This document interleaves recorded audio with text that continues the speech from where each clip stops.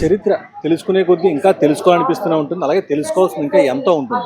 అదేవిధంగా మన పూర్వీకులు ఏ విధంగా వాళ్ళు నాణేలు వాడేవారు, మన పూర్వీకులు ఎటువంటి పరికరాలు వాడేవారు అనేది ఇప్పటికీ కూడా ఎవరు పూర్తిగా చెప్పలేరు. అయితే ప్రస్తుతం మన కళ్ళ ముందు కొన్ని నాణ్యాలను అంటే 2600 సంవత్సరాల నుంచి అప్పటి నుంచి నేటి నిన్న మొన్న ఎన్టీఆర్ నాణ్యం విడుదలయ్యేంత వరకు కూడా అసలు నాణ్యాలు ఇన్ని రకాలు ఉంటాయని కూడా ఎవరికి తెలియకపోవచ్చు. ఇప్పుడు ఆ నాణ్యాలన్నీ కూడా దాదాపు ఇక్కడ 1200 రకాల నాణ్యాలని ఒక ప్రదర్శనగా ఏర్పాటు చేశారు. ఈ ప్రదర్శనకు విశాఖ నగరంలోని బీచ్ రోడ్లో ఉన్నటువంటి ఆంధ్ర యూనివర్సిటీ కన్వెన్షన్ సెంటర్ వేదిక అయింది. ఆంధ్ర యూనివర్సిటీ 100 సంవత్సరాల శతాబ్ది ఉత్సవాలు వేడుకలు జరుపుకున్న సందర్భంగా ఈ యొక్క ప్రదర్శనకు ఏర్పాటు చేశారు. ప్రస్తుతం ఇప్పుడు మనతో పాటు నాణ్యాల నిపుణులు కందులు వెంకటేష్ ఉన్నారు. ఆయన వీటి గురించి అసలు ఆయన ఎన్ని సేకరించారు, ఇవన్నీ ఎలా సేకరించారు, వీటి విశేషాలు ఏంటి ఇప్పుడు మనతో పాటు చెప్పబోతున్నారు. సార్ చెప్పండి, అసలు ఈ ఒకటి వివరాలు ఏంటి అసలు? సార్, నా పేరు కందులు వెంకటేష్ అండి. ఇక్కడ ప్రదర్శించిన నాణ్యాలన్నీ కూడా సాధారణంగా మన చరిత్ర అంతా కూడా ఐదర్ విదేశాల యొక్క చరిత్ర అన్న చెప్తుంటుంటారు, లేదా భారతదేశ చరిత్ర అన్న చెప్తుంటుంటారు. ఈ భారతదేశ చరిత్రే కాకుండా మన తెలుగువారి చరిత్ర, మన తెలుగు వాళ్ళకు ఉన్న ప్రత్యేకత, తెలుగువారి నాణ్యాల యొక్క విశేషాలు తెలపడం కోసం ఇక్కడ ప్రదర్శన ఏర్పాటు చేయడం జరిగింది. ఈ ప్రదర్శనలో మనకి ప్రపంచంలోనే తొలితరం నాణ్యాలు, అంటే ప్రపంచంలో తొలిసారి నాణ్యాలు వాడిన వాళ్ళు ఎవరు అంటే మనం వింటుంటుంటాము, థామస్ అల్వా ఎడిసన్ బల్బు కనిపెట్టాడని, గ్రహం బెల్ ఫోన్ కనిపెట్టాడని వింటారు. కానీ నాణ్యాన్ని ఎవరు కనిపెట్టారో చెప్పరు. నాణ్యాన్ని మొదటి వాడిన వాళ్ళు ఎవరో కూడా తెలియదు చాలామందికి. అలాగా నాణ్యాన్ని మొదటిసారి వాడిన వాళ్ళలో మన తెలుగు వాళ్ళు ఉన్నాం. అంటే ప్రపంచంలో తొలిసారి నాణ్యాలు విడుదల చేసింది గ్రీస్, టర్కీ, ఇండియా. ఇండియాలో ఎవరు అంటే 16 జనపదాలు, షోడశ మహాజనపదాలని వింటాం.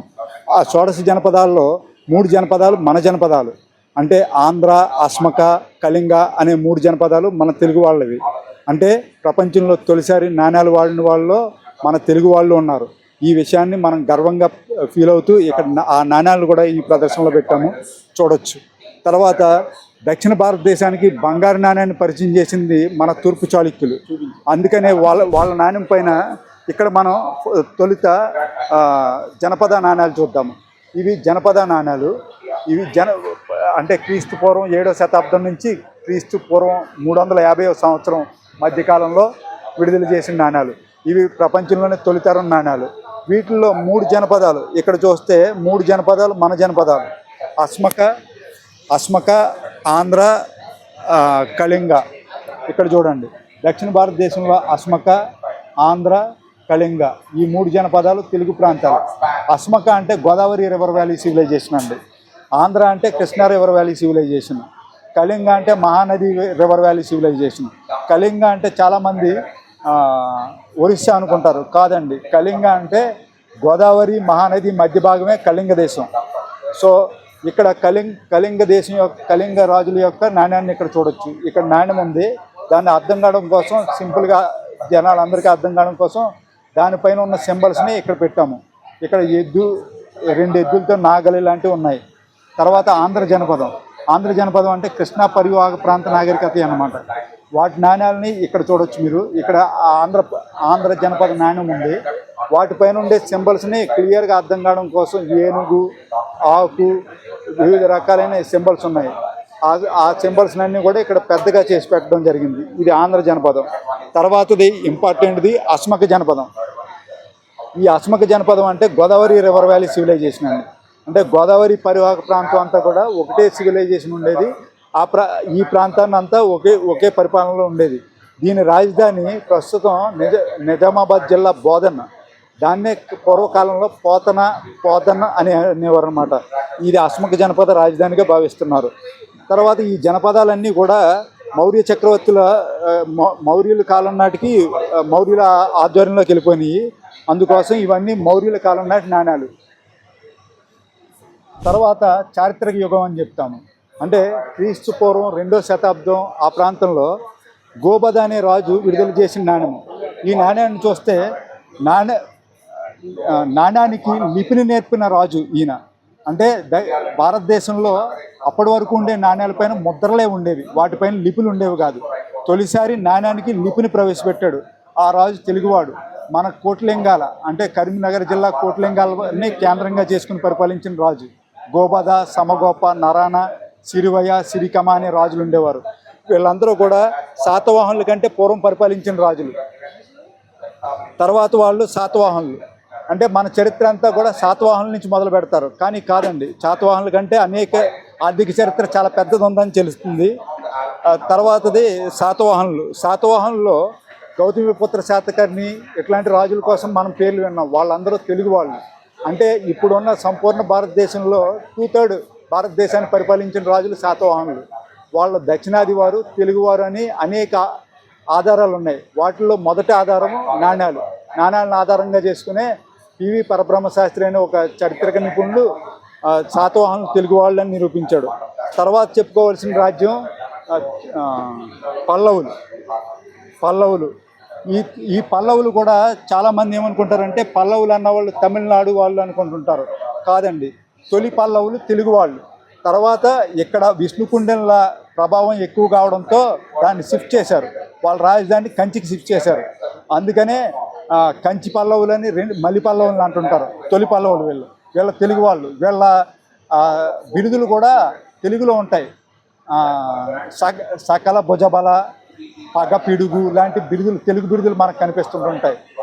ఈ బోధిధర్మ అనే ఒక బౌద్ధ సన్యాసి చాళుక్య పల్లవ వంశీకుడు తూర్పు దేశాలకు వెళ్ళి బౌద్ధాన్ని విస్తృతం చేశాడు. ఆయన కూడా మన తెలుగువాడే. తొలిత పల్లవులు తెలుగు వాళ్ళే. తర్వాత చెప్పుకోవాల్సిన వాళ్ళు సాలంకాయన్లు. ఈ సాలంకాయన్లు విదేశీ వాణిజ్యాన్ని బాగా ప్రోత్సహించారు.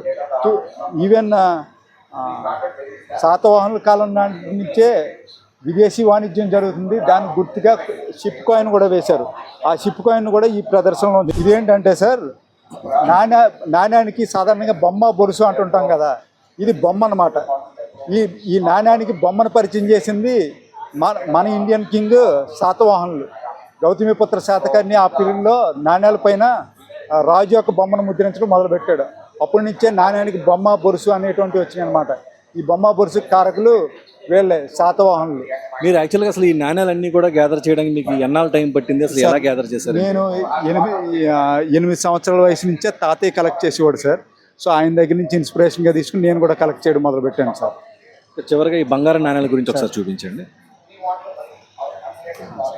సీతమ్మకు చేయిస్తే చింతాకు పథకము, దానికి బట్టి 10,000 వరహాలు రామచంద్ర అని భక్త రామదాస్ చెప్పాడు. అసలు ఆ వరహ అంటే ఏంటి, ఆ నాణ్యం ఎలా ఉండేది అన్నది ఒకసారి చూద్దాం. ఇదే ఆ వరహ. తూర్పు చాళుక్యులు దక్షిణ భారతదేశానికి తొలిసారి బంగారు నాణ్యాన్ని విడుదల చేశారు. వాళ్ళు విడుదల చేసిన నాణ్యం పైన వాళ్ళ రాజచిహ్నం వరాహం ఉంటుంది. అంటే పంది, అడవి పంది ఉంటుందన్నమాట. ఆ అడవి పంది ఉండడంతో ఆ కాలం నుండి తర్వాత ఏ కాలంలో ఎవరు విడుదల చేసిన బంగారు నాణ్యానికైనా కానీ వరహాలని పిలిచేవారు అనమాట. ఆ వరహాలు కృష్ణదేవరాయల కాలంలో ఉన్న అనేక నాణ్యాలకు కానీ, కాకతీయుల కాలంలో ఉన్న నాణ్యాలను కానీ వరహాలని పిలిచేవారు అనమాట. ఆ వరహ ఇది. దాంట్లో 20వ భాగం పణం, తృణమో పణమో అంటారు కదా, ఇదే పణము. చిన్న పణం ఉంటుందన్నమాట. మన ముక్కు కూడా అంత ఉంటుంది పణం. చూడండి, ఇది కూడా బంగారు నాణ్యమే. వాళ్ళ కాలంలో రాగి నాణ్యాలు. దీనిపైన విషమ సిద్ధి, విషమమైన దుర్గాలను ఛేదించేవాడు అనే బిరుదు కూడా ఉంటుంది. ఇవి తూర్పు చాళుక్యుల కాలం నాటి నాణ్యాలు. ఇప్పటి వరకు పురాతన నాణ్యాలు అంటే తెలుగువారి 2600 సంవత్సరాల తెలుగువారి చరిత్రకు ఆధారమైన పురాతన నాణ్యాలు చూశారు కదా. ఇప్పుడు శిలాజాలు చూద్దామండి. ఇవన్నీ కూడా తెలుగు ప్రాంతాల్లో దొరికిన శిలాజాలు అన్నమాట. అంటే కోట్ల సంవత్సరాల నాటి, అంటే మనుషులు పుట్టి, హోమోసేపియన్స్ అనే మన మనుషులు పుట్టి కేవలం 3 లక్షల సంవత్సరాలు అయింది. వాటికంటే ముందు 200 కోట్ల సంవత్సరాల క్రితం వరకు కూడా అనేక జీవులు ఉన్నాయి. ఆ జీవుల యొక్క అవశేషాలు అన్నమాట ఇవన్నీ. వాటినే ఫాజిల్స్ అంటారు. వాటిల్లో ఈ వుడ్ ఫాజిల్స్, ఇవి తెలంగాణ ప్రాంతానికి చెందిన వుడ్ ఫాజిల్స్. ఇది చేప ఫాజిల్. ఇది 6.5 కోట్ల సంవత్సరాల నాటి చేప శిలాజం.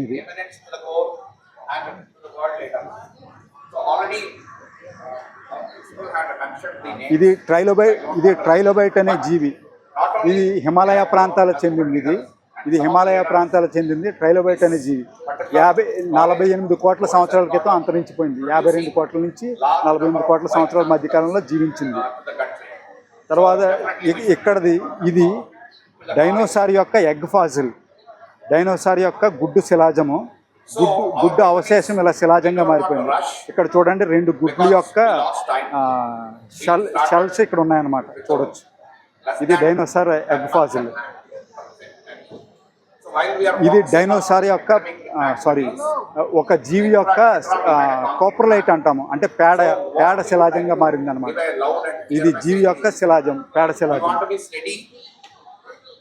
వీటిని స్ట్రోమటోలైట్స్ అంటాము. స్ట్రోమటోలైట్స్ అన్నవి భూమి పైన తొలి జీవులు. 200 కోట్ల సంవత్సరాల క్రితం జీవులు లేని కాలంలో ఇవి నాచు మొక్కలు ఫామ్ అయినాయి. ఈ నాచు మొక్కల కారణంగానే ఆక్సిజన్, భూమి పైన ఆక్సిజన్ ఫామ్ అయింది. ఈ ఆక్సిజన్ జీవుల యొక్క ఉద్భవానికి, జీవుల పుట్టుకి ఉపయోగపడింది అనమాట. వీటిని స్ట్రోమటోలైట్స్ అంటారు. ఇవి కడప జిల్లాకు చెందినవి. ఇప్పుడు సైన్స్ అభివృద్ధి చెంది పేపర్ 10 పేజీల పేపర్ 10 రూపాయలకు వస్తుంది. కానీ ఒకప్పుడు రాయడానికి ఇవి ఎలా ఉండేవి అన్నది ఇప్పుడు ఒకసారి చూద్దాం. ఇవి కాపర్ ఇన్స్క్రిప్షన్ ప్లేట్స్ అండి. అంటే ఏదైనా ఒకదాన్ని దానం చేద్దాం అనుకున్నప్పుడు కానీ, ఏదైనా చేద్దాం అనుకున్నప్పుడు కానీ దానిపైన లిపిలో రాసి, ఇది కాపర్ ప్లేట్ అనమాట. కాపర్ ప్లేట్ పైన లిపిని చెక్కేవారు. ఇవి కాపర్ ఇన్స్క్రిప్షన్స్ అంటారు. ఆ రాజు యొక్క సింబల్ దీనిపైన ఇలా కనిపిస్తుంది అనమాట. ఈ రాజు యొక్క సింబల్ ఇలా కనిపిస్తుంటుంది. వీటిపైన తెలుగు లిపే. ఇది పురాతన తెలుగు లిపి. ఎంత అందంగా రాశారో చూడండి. ఈ లిపిని కూడా మీరు ఇక్కడ చూడొచ్చు.